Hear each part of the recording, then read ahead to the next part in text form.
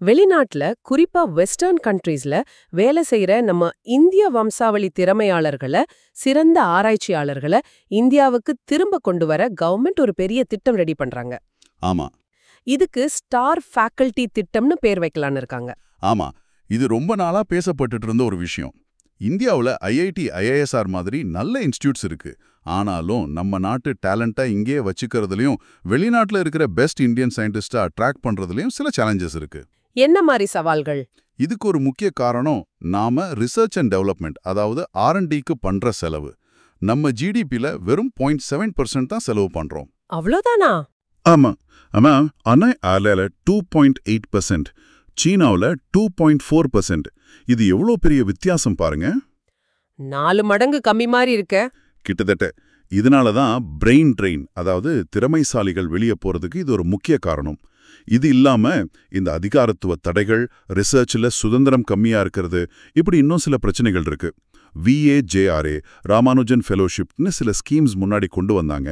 ஆனா அது பெரிய இம்பாக்ட் ஏற்படுத்தல. அதனால இப்போ ஒரு பெரிய திட்டம் தேவைன்னு ஃபீல் பண்றாங்க.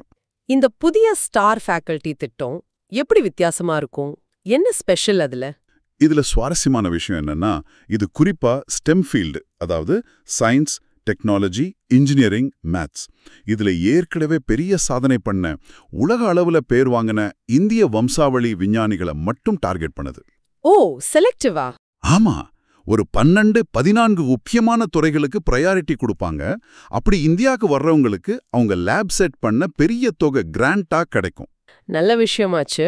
குறைவான ரெட் டேப், அதாவது அதிகாரத்துவ தலையீடு இல்லாம ஒரு சிவப்பு கம்பள வரவேற்பு மாதிரி ஒரு சூழலை உருவாக்க போறாங்க. பல இன்ஸ்டிடியூட்டோட சேர்ந்து வேலை செய்ய ஈஸியான வழி, அறிவுசார் சொத்துரிமை, அதாவது IP ரூல்ஸ்ல தெளிவு, இதெல்லாம் இருக்குன்னு சொல்றாங்க. இந்த திட்டத்துக்கு இப்ப என்ன அவசரம்? உலக சூழல்ல ஏதாவது மாற்றம் இருக்கா? அதுவும் ஒரு முக்கியமான காரணம். குளோபலா, குறிப்பா அமெரிக்காவுல எஜுகேஷன், ரிசர்ச் சூழல்ல சில மாற்றங்கள் வருது. ட்ரம்ப் அட்மினிஸ்ட்ரேஷனோட சில பாலிசிஸ். ஆமா, இன்டர்நேஷனல் ஸ்டூடெண்ட்ஸ், இமிகிரேஷன் பத்திலாம். ஆமா, அதனால ஒரு விதமான அன்சர்டனிட்டி இருக்கு. இது அங்கு வேலை செய்யற இந்திய வம்சாவளி ப்ரொஃபசர்ஸ் மத்தியிலையும் சில கவலைகளை உண்டாக்குது. இதே நேரத்துல ஐரோப்பா, சீனா, தைவான் போன்ற நாடுகள் வெளிநாட்டு சயின்டிஸ்ட அட்ராக்ட் பண்ண நிறைய ஃபண்ட் ஒதுக்குறாங்க, புது ஸ்கீம்ஸ் கொண்டு வராங்க. அப்போ இதுதான் சரியான நேரமா? ஆமா, இந்த பின்னணியில பார்க்கும்போது இந்தியாவுல சம்பளம் குறைவு, பேராசிரியர் சம்பளம் India $38,000, US $130,000 to $200,000, China $100,000. Research infrastructure குறைபாடு, கவர்மெண்ட் ஆஃபீஸ்ல டிலே. இந்த பிரச்சனைகளெல்லாம் சரி பண்ணி டேலண்ட்டை ஈர்க்க இந்த ஸ்டார் ஃபேக்கல்டி திட்டம் ஹெல்ப் பண்ணுன்னு நம்புறாங்க.